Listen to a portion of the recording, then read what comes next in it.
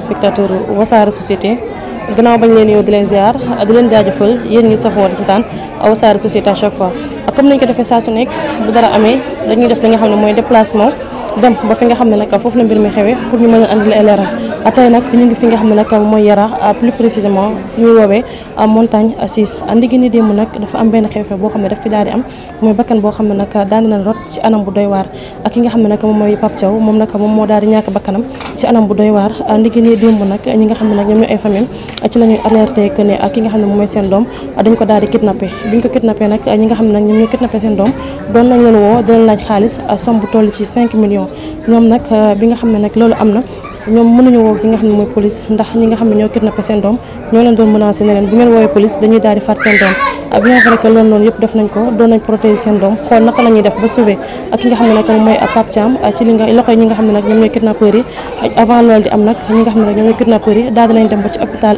CTO daal di déposé ki nga xam ne nag moom mooy Pape Thiam foofu noonu fekk ñàkkagul li nga xam ne mooy bakkanam ba tax na nag mbokk yi loolu moo tax ñu def déplacement ñëw fi nga xam ne nag moom mooy ci Yaraax montagne 6 ñëwoon jàkkaarloog ñi nga xam ne nag ñoom ñooy ay jegeñaaleem ñu wax ñu exactement ñan ñoo kidnappé ki nga xam ne nag moom mooy seen doom bu dee xam nañ ko ak lan moo tax ñu daal di koy kidnappé ak xaalis bi nga xam ne nag doon nañ ko ko laaj ndax xaalis bi ki nga xam ne nag moom mooy seen doom da koy yore loon ñi nga xam ne ñoom ñoo kidnappé wala déet loolu yëpp ay baat ak tontu la ci loolu nag mbokk yi ñu dugg ci biir waxtaan ñi nga xam ne nag ñoom ñooy ay jegeñaale Pape Thiam.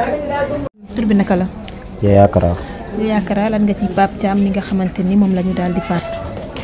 Pape suñu frère la parce que fii boo xoolee man nii ba ma gëjee dugg ci kër gi mot na 10 ans. juste que li ko waral mooy. des fois liggéey da lay tënk ba nga mën a bàyyi sa gox nekk feneen ndax liggéey. mais fii ki ñu rey nii seen grand frère fàttaliku naa néeg bële ci ginnaaw ñun fa lañ doon nekk di fa dajaloo. grand frère am lañu rey ñu mu tudd yar ñu mu tudd Mbiida. ñu doon fi def lu bari. amul kenn ku ñu fi umpale fii ci kër gi. kon lu mel nii bu xewee. ñun dañ ci am participation bi nga xam dañ koy def mi kóllëre bi. waaw d'accord gannaaw ba ñu la jaalee sa frère bi di la masaw waaye aussi di bokk ak yéen tiis bi nga xamante ni moo dal ci seen kaw yan information rek nga ñu mën a jox ci génn ak àdduna ak Pape mi nga xam ne tey moom moo fi daal di jóge. waaw information yi ñu ci yëpp mooy comme ni ko sœur bi waxee léegi rek parce que mënuñu jéggi loolu. ñoom da école lañu am ñu woo leen téléphone. ne leen seen doom a ngi fii jàpp nañ ko dóor nañ ko torturer ko ba rey ko ci loolu. au nom de quoi. xam nga nit ki même bu fekkee da nga joteeg nit ki ak lu mën a xew loo jàppanteeg moom yoon dafa am. da ngay dem def déclaration porter plainte yoon def liggéey mais amoo droit rey nit ki. parce que boo xasee ba rey rek. yow dañ la sanctionné amoo droit rey nit. amoo droit sax nga joteeg nit nga dóorul ko sa bopp waxatuma la nga dóor nit ki ba mu dee. au nom de quoi. loolu moo tax ñu ngi ñaan justice def liggéeyam. bu ko defee famille bi mën a soulager xam ne tamit justice def na yoon. parce que ki dee seen mbokk ñàkk na ba pare mënatuñ ko récupérer.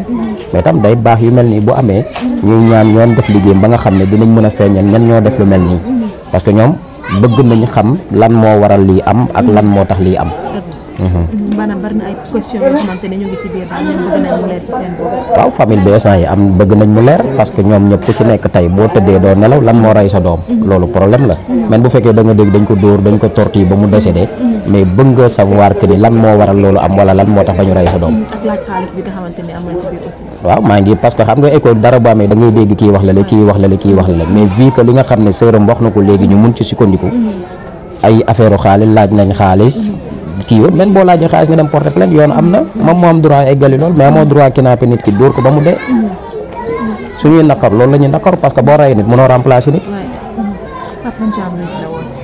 waaw booy bu bee la parce que suñu kanam la yaroo suñu kanam la defee lépp.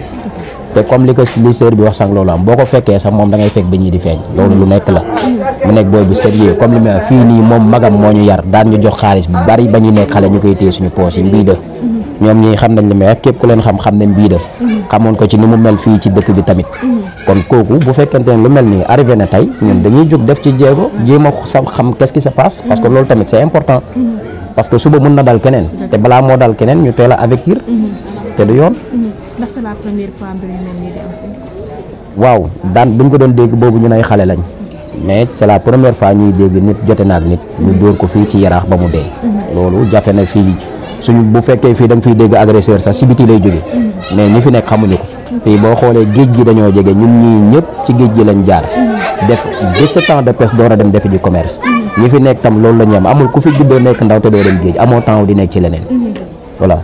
d'accord kon daal Pape nekk nit koo xamante ni day dugalante di génnalante loo xam ne war na ko yore nit ay millions ba mu war ko koo jox. waaw xam nga nit lu muy sekk ak nit loolu da lay ump parce que comme boo nekkut ak moom mënoo xam carrément lan lay sekk ak ay nitam am mais li ci am solo ba am solo mooy que ni ñun écho yu ñu jot que ni jàpp nañ nit ki kidnappé ko dóor ko ba mu dee loolu lañ ci am écho mais yow li ngay sekk ak sa nit mënuñu ko xam parce que yaag moom a ko sekk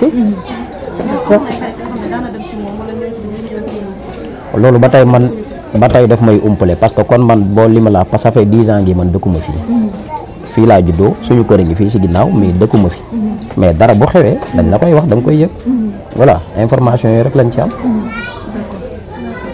D'accord jërëjëf ñu ngi lay jaale bu baax di la mos. ok merci beaucoup.